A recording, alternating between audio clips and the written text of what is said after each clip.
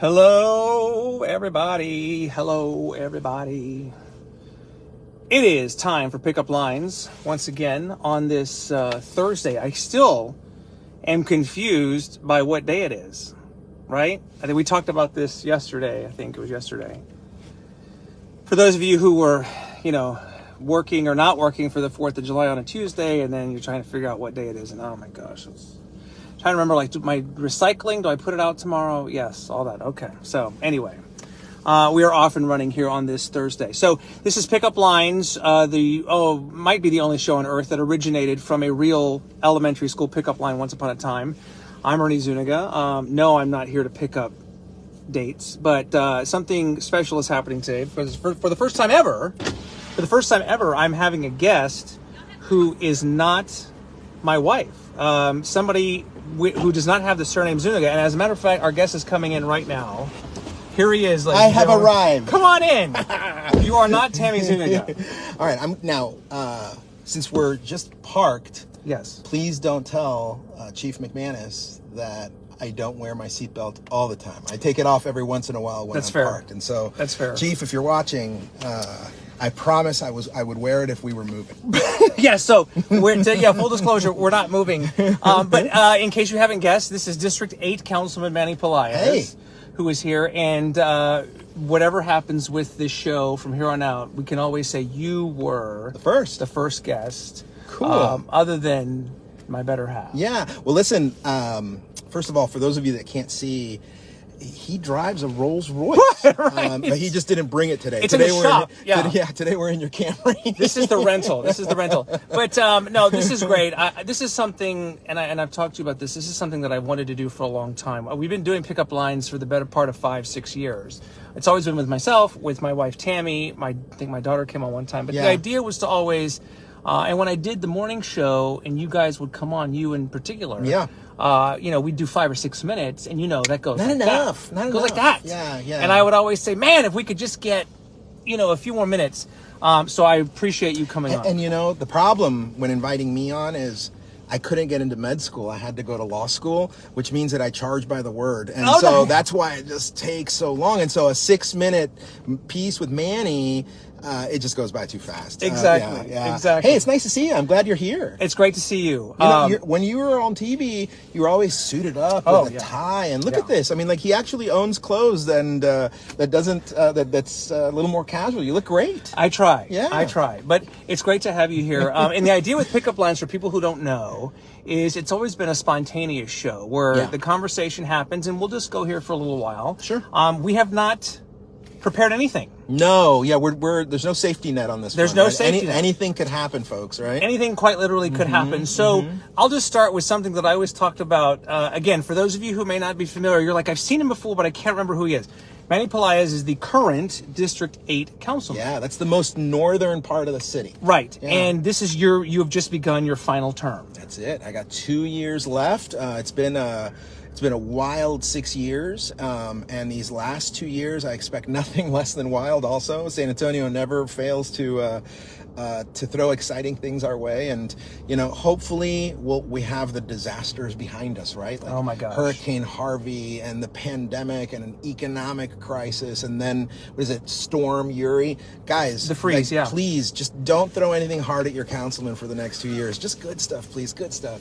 On that point, though, because I guess that would have been your third term, because they're 2-year terms. Yeah. 2021, 2022, even 2020.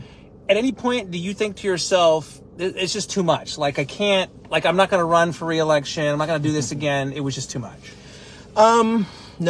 A lot of folks asked me at the beginning of my career, if you will, my term as a city council member, are you having fun? And, I've always waited for the fun to start, right? And I'll tell Here it is. Yeah, but I'll tell you what, instead of fun, what I've realized is that it's just incredibly rewarding, right? Yeah. I mean, you get to celebrate San Antonio for what it is, right? A city that's compassionate and just nice and beautiful, right? But you also get to wrap your arms around people that are hurting, right? And lift them up. And that's rewarding also.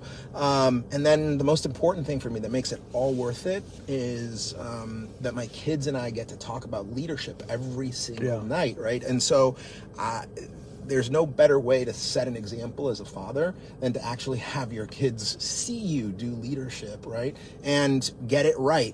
And also see you get it wrong, right? Yeah. There's been moments in the past 6 years where we've skinned our knee and just tried our best. But yeah, I mean, people always worry, like, gosh, that doesn't look like fun at all. You couldn't pay me to do that. Right. But I'll tell you, the experience that I'm having being a dad to 2 kids who see leadership is priceless.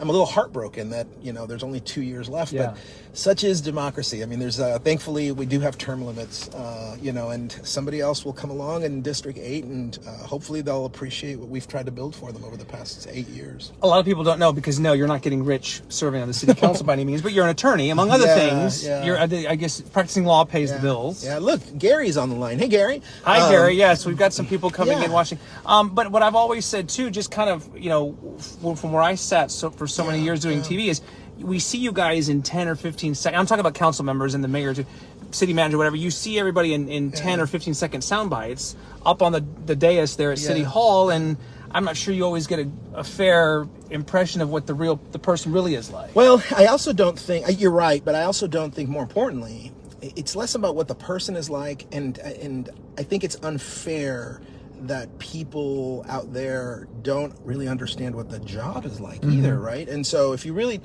the newspaper and you listen to AM radio and sometimes a little bit of FM radio and TV, you walk away with the impression that all city council has done in the past 6 years is moved a Confederate statue from one place to another, right?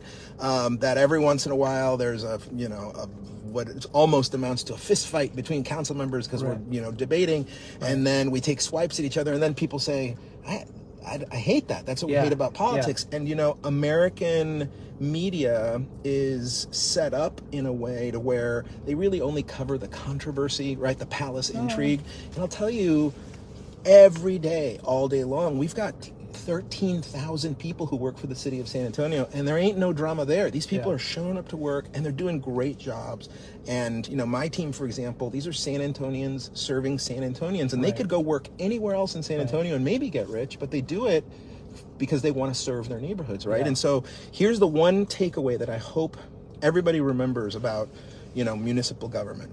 It is the government that is closest to you that impacts you the most, right? No, whether Hunter Biden, has emails, or, if somebody's keeping a document at Mar-a-Lago, whatever all that BS is, happening at the upper level, none of that really is going to impact your life the way that what city and county government, That's a great point. We impact you on a daily basis from the moment you wake up until the moment you go to sleep. Your streets, your sidewalks, your 911 services, whether or not your building has sprinkler systems, Metro Health enforces the rules to make sure that the food you're eating doesn't have E. coli in it, right? All that. And so that's the one thing, right, is that government at a local level touches you so many more times than anything else. And number two is that government at a local level, those are your neighbors who are literally working every single day to make sure that your neighborhoods are safe. But they're doing it also selfishly, right? Because they want the same thing that you want, and that is clean neighborhoods, safe parks, streets that don't fall apart, stray dogs picked up, an airport that, that is on time and all that. And so, everybody seems to think that government is this shadowy cabal of people out there trying to ruin your lives, and it's not. I mean, local government is really just good people doing good things. Yeah. So we're talking with District 8 Councilman Manny Pelaez here, who's nice enough to be my first ever official guest.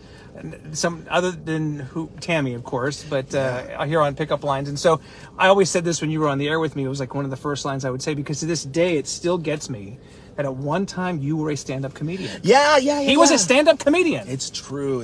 And that's the one part that it's kind of hard to turn off sometimes. And believe me, folks, at City Hall, it's gotten me in trouble every once in a while because I'm a firm believer, and I think Ernie, you're the same, that you can either cry your way through life in Yeah. hard moments, or you can smile through them. And, Right. I'm also a firm believer that, it takes the same amount of calories to make somebody happy as it does to make them unhappy, right?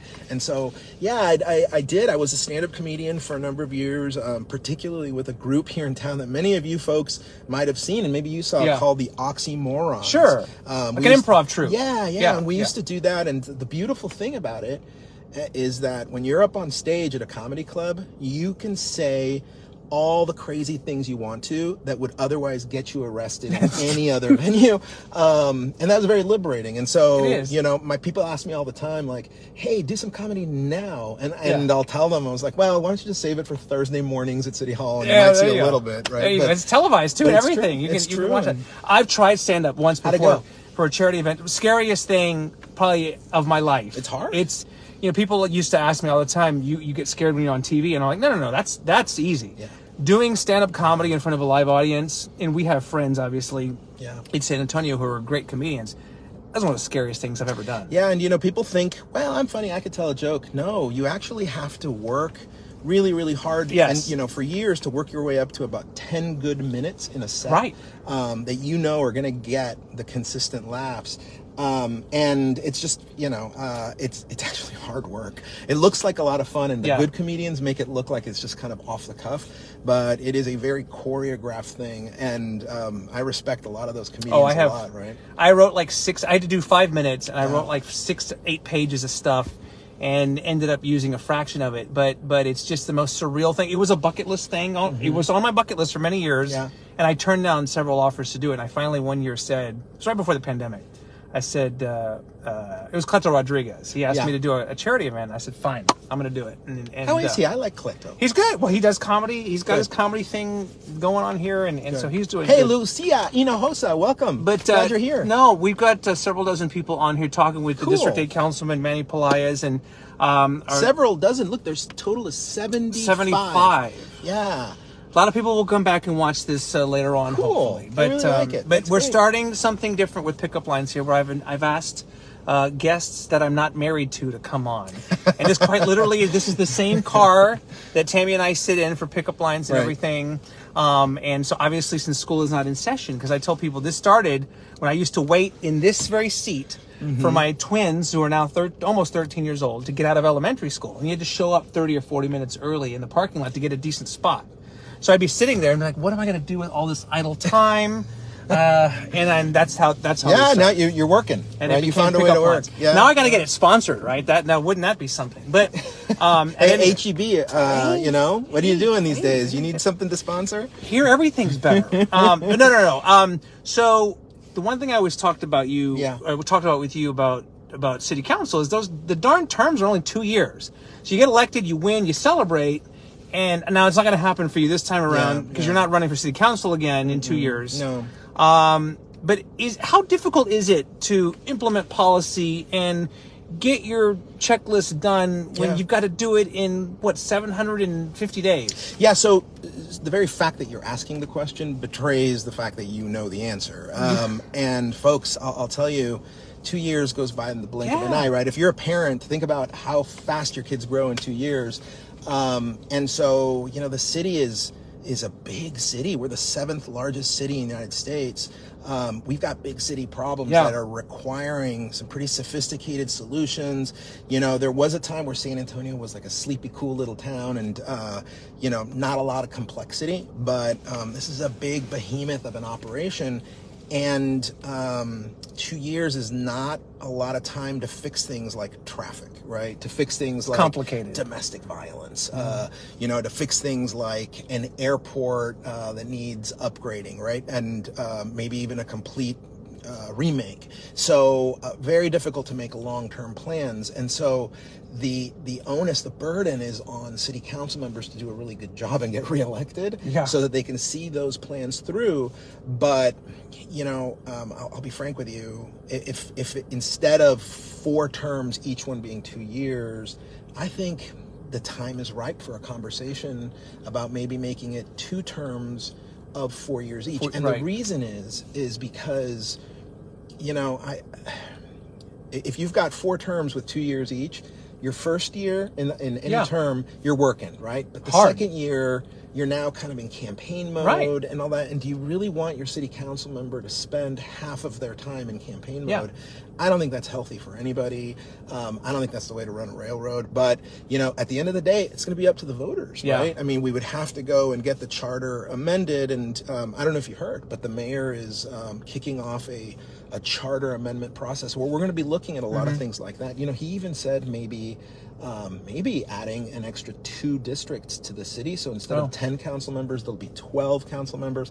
Some people are going to say, I don't want more elected officials, right? Other people will say, you know, maybe that kind of coverage, you know, might bring council members a little bit more, you know, closer to the people. And I'm looking forward to that debate. But to answer your question, it's an exhausting thing to have to run for office every 2 years. But I'm not going to lie to you. It's also fun, man, because, you know, you get to knock on all your neighbors' doors and get to meet people and really listen to their stories. And so maybe it is healthy. I don't know. But at the end of the day, it's not up to me. It's up to all of you. So again, I mean, we're adding 1 million people, right, by 2040. So you got to think something might change, you know, if not sooner than later. But you know what those people are bringing? They're bringing their jobs and their hopes and dreams and their money and their opportunities, but they're also bringing their cars and their problems, right? And so that's when I say, you know, the city's getting more complicated. All those people are coming. They're not just going to require CPS Energy and saws to deliver utilities, but they're bringing challenges for the 1.5 million people that are already here. And that's the balancing act. And so the city is kind of at this historic inflection point, right? Where we can either keep doing things the same way or really wrap our arms around this growth and manage it in a way to where everybody thrives. So again, not going to run for city council again in 2 years, but how much thought have you given? Here comes. This is the hard pressing questions. How much thought have you given to Manny Pelaez after your final term in council is up? Yeah. So the question is asked a lot.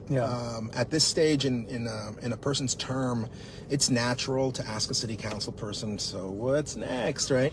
And that question obviously is coming at me more and more. And it was really surprising because we were at the polls just shaking hands and telling everybody, hey, thanks for voting. And people would come up to me and saying, okay, next time you're running for mayor, right? You're running for mayor. And it struck me that after getting that question hundreds of times, no exaggeration, hundreds of times, that it warrants some thought and a good faith effort to really consider it. But I'm not going to consider anything until after I've had a real meaningful and authentic conversation with the whole city, right? So we've made a decision, my family and I, that we're going to take a listening tour around the city for the next 2 years and really just visit with small businesses and the faith community and, you know, homeowners associations and our nonprofits and our education, you know, organizations, and just ask them, where do you want this city to go over the next, you know, 2, 5, 10, 20, 30 years? And if that aligns with what I want to do over the next 2, 10, 25, you know, 30 years, then, you know, you'll be the first I call to let you know. But the reality is that it worries folks, right? When an elected official is still in office, and he says, I'm looking at this next office, because, you know, what you automatically think is, well, then he's not going to do the work I just got him elected to. And so, to be honest with you, people did work hard to get me reelected, and I owe them all of my attention on the current job. So we're going to continue to do what we've always done, which is work our tails off, right, on a day-to-day basis. But the conversation that needs to be had, I think it's reasonable to start making some time to go around the city and listen. So, that's fair. But again, I mean, it's with a 2-year term, you have to start thinking about what's next and everything. Did I read this correctly? Just a random factoid about you. The Toyota plant opened in like 2006, the early 2000s. Is it true you were the first person employed? The first hire by the Toyota plant was this guy. It was crazy. It was 2003. I got a phone call from then Congressman Charlie Gonzalez, and he says, hey, I hear you speak Spanish, you're a lawyer, and you like cars. And at that time, I was representing mostly homeowners associations. And I was like, yeah, Congressman, what can I do for you? And he goes, send me a resume. You're applying to be Toyota's head council and their first employee in Texas for this new plant. And of course, because I was very, very poorly informed back then. I was like, Toyota's coming to San Antonio? What? Well, anyway, 3 months later, I shut down my law office. I became Toyota's first employee. That's crazy. And I swore every single day I showed up to work. I told my wife, I was like, today is the day they discover I have no idea what I'm talking about. But I lasted there about 8 years. And, I got to see some... I call it an economic development miracle for the South Side, right? Yeah. Thousands of people getting jobs that were very high-paying jobs. Thousands of people being able to pay for their kids' college, with those salaries. Right. Thousands of people with really meaningful benefits packages, and then seeing this gargantuous beast of a manufacturing plant and bringing that pride to the south side of San Antonio, that was a lot of fun. And I'll tell you, at some point somebody thought, well, if he's done that, let's put him in charge of Brook City Base. Yeah. And so they made me the chairman of Brook City Base. And the first day I served as a chairman, I told my wife, well, then today is really the day they're going to find out I have no idea what I'm talking about. And that turned into a success. We got, thousands of people going to work there. And then, the rest is history. Nelson Wolf called me one day and said, hey, you're doing a good job there. You should be a chairman for VIA. And I was like, sure, because I know everything about buses, right? And my life turned into just a life of public service. And I'll be honest with you, other people get high by watching the Spurs, right? Or the Cowboys, or they've got whatever hobby they have. I was getting a real kick, a real high from serving on boards and commissions and seeing the work we were doing culminate into good things for other folks. And so, I don't know, I'm a public service nerd, and unapologetically, and good for you. And we've done some good things, but I'll tell you, I still show up to work every single day convinced today is the day that someone's going to stump me. But the way, in case folks, you ever feel like, maybe you're not up for the job, the way to prevent you from ever falling on your face is just surround yourself with people who are much smarter than you. And I've got a team of folks who work at City Council who are so flippin' smart. Yeah. They make me look good, which is just a big lift for them. No, and I know some of those people, and so I can speak to You that. used to work with one. Her Erin Nichols. Erin Nichols was a reporter that worked with you at Channel Fox. 4, right? Oh, well, 4 and 29, at Fox. Yeah, and then I stole her away from the TV industry, and now she helps us do communications and events. Great. And when people love our events, and they're like, Councilman, you did a great job. I did nothing, folks. It was all Erin Nichols. Yeah, and so that's the secret to success, I think, is just surround yourself with people who are smarter than you and who want to do good things as much as you do. I'm going to use that myself. Yeah. A few more minutes here with District 8 Councilman Manny Pelaez on pickup lines here. We have comments coming in, and we do. Somebody mentioned, and I'm sure you're not shocked to hear this, about potholes, and I just want to bring it to a larger point here, since we actually have a sitting council member here, living, breathing in the car with me. Yeah. The question is how do you address, or what advice do you give to your constituents in 8 and the other 9 districts that are watching, whether it's a pothole or a sidewalk or whatever their issue is that's important to them? How likely is it to get to your desk, and what should they do to try to make something happen with that? Yeah, so, there is a crisis right now in the world where people just don't trust government, right? And if people feel like if you send an email to your representative or if you call them, it just sort of just goes out of there into outer space and it never results in anything. I'm happy to tell you folks that the opposite is true when it comes to City of San Antonio's 311 service. So if you ever see a problem out there, and those problems get weird, right? Like we've got some calls from 311, like, hey, there's a whole bunch of peacocks crossing the street, right? And there's neighborhoods that have peacocks in them. Or you've seen it, right? Like a deer got run over and somebody needs to come pick up the carcass, or a pothole, or a tree limb that's downed, or you see somebody dumped a lot of trash where it shouldn't be. Call 311, and if you're not happy with the service at 311, I want to know about that too, right? Because customer service is the name of the game. Call me, call your city council office. It's super easy. Just go to sanantonio.gov, click on who is my council person, and I'm there. And every call gets answered. Now, here's something we're really proud of. Every pothole in District 8 without exception, gets filled within 48 hours. That's an amazing thing. And I brag about it, and people look at me and they're just like, dude, you need to get a life, right? Like, that's, you know, well, that is significant to a lot of people. I mean, especially when you drive over one and lose a tire or whatever. But I'll tell you, you know, what's frustrating to folks is, we all know, right, that the Egyptians built these indestructible, monuments, and, you know, the pyramids. The Mayans did too, and the Aztecs did too. And somehow we can't pour enough asphalt and lay enough asphalt down to prevent potholes. And people say, like, what's going on? You guys don't know how to build a road. And the reality is, folks, is that you know, we've got a lot of traffic and a lot of heavy vehicles, right, and a lot of weird, crazy weather in San Antonio, and that sun just bakes our roads and cracks them, and all it takes is just a little bit of rain to go in and create a pothole. And so it's a whack-a-mole kind of game that we play with potholes. But again, I promise you, the people who work for the city of San Antonio don't want to hit potholes either, right? Yeah. And so you guys are our eyes and ears so that we can deploy the pothole crew out there. And so I'm deputizing everybody who's watching out there.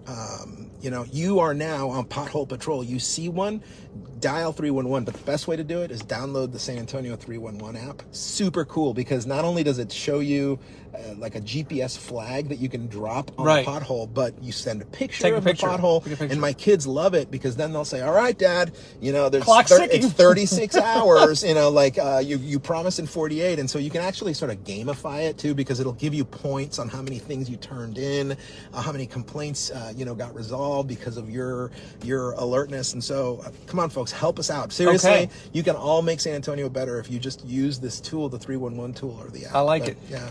Emily Baca, my former TV colleague, says hello. She's, of course, I love that lady. She's a smarty pants. Emily Baca is pretty smart. Cool. And, yeah, she's very smart. You know, she used to be one of the reporters with you, and now she's heading up the Alamo redesign effort and all that. That's a really big, you know, plate that they put in front of her. And, she's gonna, you know, how do you eat an elephant? One bite at a time, right? They've tasked her with eating an elephant. She's knocking out of the park and everything here. So, I guess just winding down here, I'm just curious. Coolest thing that's happened to you as a city council member, if I were to put you on the spot? Two things. Maybe unexpected. Two things. One was, you know, we celebrated the tricentennial, and I went to Spain. I've been going to Spain multiple times. In 2018, right. Right. But, you know, for 10 years before that, we were taking an annual trade mission to Spain as part of my work with the Hispanic Chamber.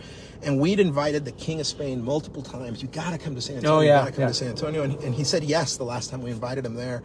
And he showed up, and I got to meet the King of Spain and the Queen of Spain. And I told him that my grandmother, who's 92, was she just didn't believe it. I told her I was going to be with the King of Spain, and she was like, whatever, you're a liar. And she loves following royalty. She got Hola magazine, and so she follows royalty from all over the world. And I said, no, I'm not kidding. She goes, yeah, right. Well, why don't you and the King of Spain call me? And if I don't answer, it's because I'm washing my hair. And so we called her. Oh my gosh. And she didn't believe us, and she called me all sorts of names and hung up on me. And the King loved it. I loved it. The Queen thought that was pretty funny. But then, you know, I'll tell you a secret. Nobody knows this, but now you do. The King asked me, how do I address the mayor? Like, what is the formal title? Because I don't know if you know this, but in other European countries, a mayor, you call him your worship. And I did not know that. Yeah, and Mayor Ron Nirenberg didn't want to be called your worship. Your worship. And so I told them, you know, just call him alcalde, right? And he goes, great. And how do I address a city council member? And he says, you know, because I don't know how to address a city council member. And I told him, I was like, that one's easy too. It's your municipal highness. And so I got the King of Spain to call me a municipal highness. So that was, you asked me, you know, two things. I'll tell you, that was the first. That's pretty good. That was really cool. And then the second thing, it might not be exciting to people, right? But it really mattered to this family. It's a family of Ethiopian refugees, mom and dad, and there are a lot of kids. And they were living in a condominium here in my district, and Mama had gotten her driver's license, but somehow she forgot which one was the right pedal, gas or brake, and she drove the car through the garage of the condo and into a wall, and she knocked out water and electricity for the entire condo. Well, the owner made a claim on his insurance, and he got reimbursed. But then he pocketed the money, and he turned around and told them you have to make a claim on your car insurance to fix my house. And if you don't, I'm going to kick you out and I'm going to deport you. Really just a cruel thing. And so what we did is we stepped in. And being a lawyer, you know, the one thing I'm able to do is I know the law at least a little bit. And we told them, we're like, hey man, that's insurance fraud, right? And you are really being cruel to some refugees, and you know, you need to cough up the money to fix the house, right? And I mean, otherwise return the insurance money. Yeah. We got the district attorney involved, and finally, with just a little bit of light that we shed on that situation, mom and dad and all the kids were able to turn their energy back on in one of the hottest months of the past 6 years. And so, you know, small thing in the grand scheme of things, but that was a really big thing for that really vulnerable family. And so there are moments of joy and fun. And then, like I told you, or at the beginning of the conversation, there's moments where you're just spiritually rewarded by the work, right? And so, and you know what, folks, none of those refugees, they'll never vote. You know, like they're busy surviving. They're not busy worrying about city council. But, you know, like I tell my kids, if you see somebody who's in need of help, you help, damn it, right? You know, don't pick and choose who you're going to help. You help. And so it was neat to be able to go home and tell that story to my kids. That's cool. And then the third funnest thing was this great series called Pickup Lines, where I was invited. Which is happening literally right now.